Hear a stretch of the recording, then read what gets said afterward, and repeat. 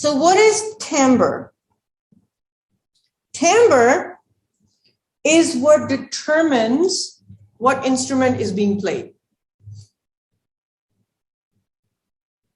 Okay? These are also called color.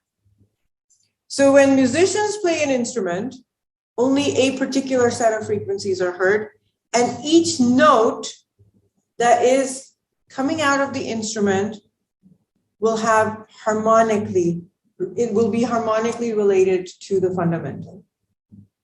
And that is called a color. And the easiest example is close your eyes. Everybody close your eyes.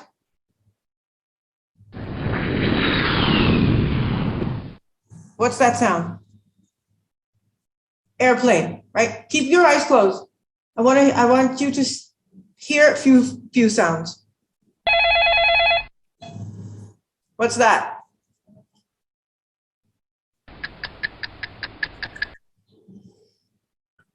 A timer of some kind, right? It could be a bomb or it could be a clock. And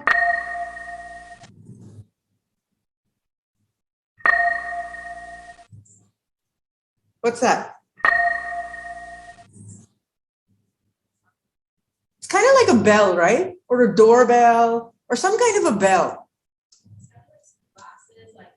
Oh yeah, that could be it too. But yeah, it's kind of like a bell of some kind, right?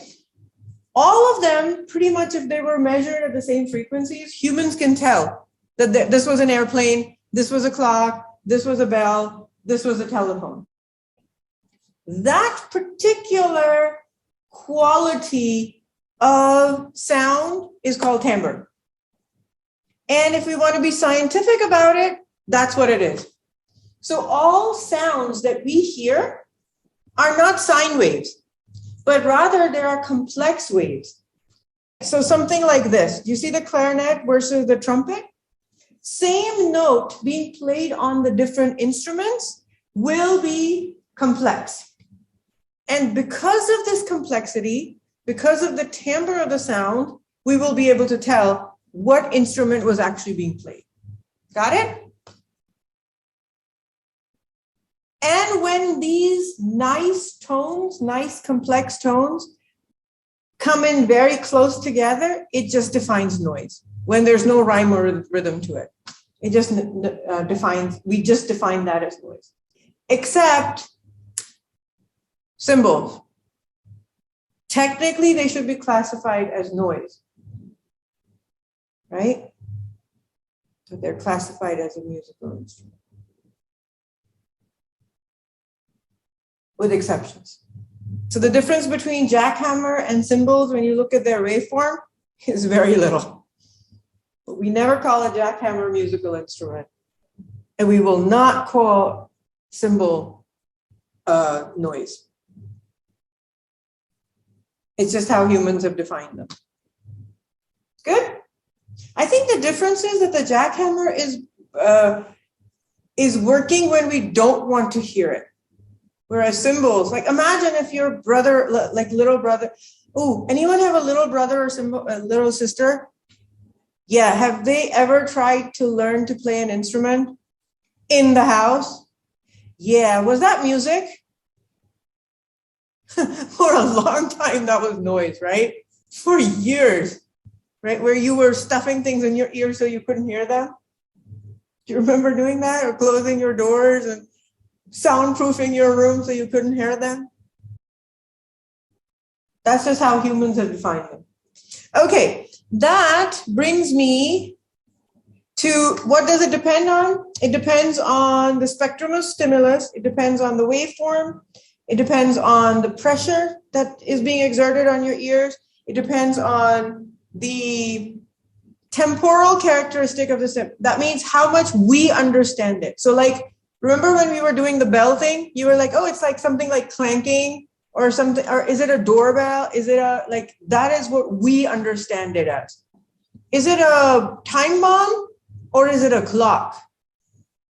That distinction is a human feeling to whatever sound you're hearing. It's like at night, trees take on sinister shapes. That's our interpretation of what it is.